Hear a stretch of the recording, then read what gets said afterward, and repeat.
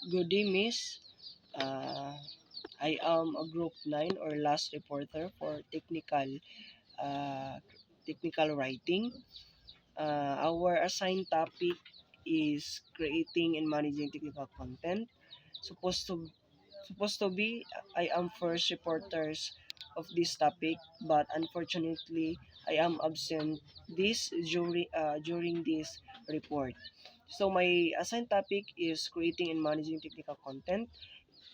Involves developing and organize and maintaining information products to communicate complex technical information simply and clearly. So, ang technical content and managing technical content, both of to nag-develop sila o nag-organize sila o giminti nila ang information sa usa ka produkto para sa pag-communicate sa audience nga ah, ah, clear ug simple. So it's technical content creating and managing technical content is all about understanding your audience. So sa creating technical content, there are four types. First, writing user manuals, guides, and documentation, developing instructional materials, tutorials, training programs. Third, designing visual aids like diagram, flow charts, and infographics. Last one is producing videos, animations, and multimedia content. Sa writing user manuals, guidance, and documentations, both pasabot kung naatay mupalit og refrigerator, kinahanglan gyud ang company mag-provide sila user manuals para i-guide ta nila kung unsaon pag-operate sa usa ka refrigerator. Second is developing instructional materials, tutorials, training, and programs. Of course, creating technical content, nag-develop po sila sa instructional materials, tutorials, training programs, naghatag po sila tutorials para ma-enhance, para makabalupod ang usa ka audience or followers sa maong content. So third is designing visual is like diagram, flowcharts, infographics. Sa diagram, it organizes and structures data or to simplify complex informations and to enhance analysis and problem solving. And then sa flowchart, it show step by step work workflows or it show step by step process or workflows. And then sa infographics, nag-combine siya sa image, text, or engaging visual.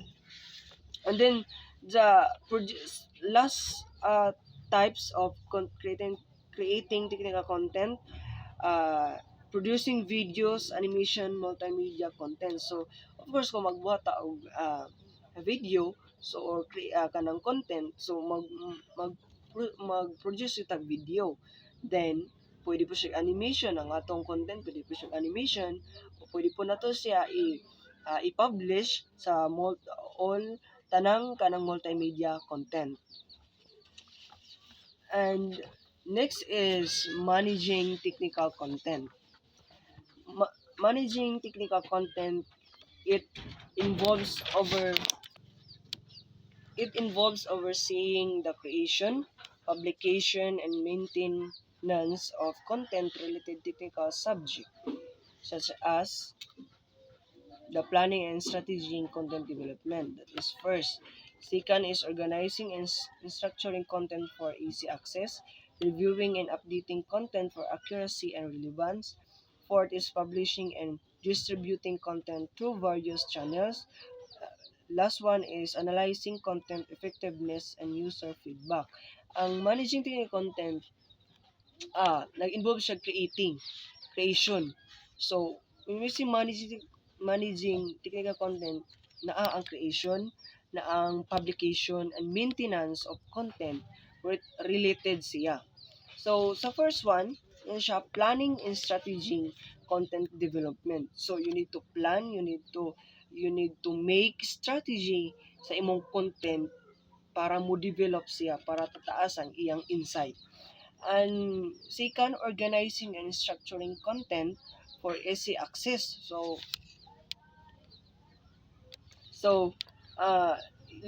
need po di mo nga i-organize ang imo ang content or instructure nimo imong content para dali ra masabtan sa usa sa mga audience or followers. So next is reviewing and updating content for accuracy and relevance. So meaning imong i-review o i-update nimo imong content video, or for example content video, kung naa ba siya, relevance ba siya sa audience, relevance ba siya sa imong gibuhat. Next is publishing and distributing content to various channels. So imong i-distribute or imong i-public ang imong content para daghan ang mutan-aw. Then last is analyzing content effectiveness and user feedback. So i-analyze ang imong content kung effective ba sa imong audience or sa imong followers, kung unsa ba ang feedback sa imong video. So mag-comment na sila dito kung good ba ang mga video, ang mga content nga imong gipang-upload sa mga multimedia, sa mga channels, sa mga various channels. So maghatag sila feedback ang mga users, ang mga followers nimo, imong mga audience. So that's all my assigned topic, miss. Thank you.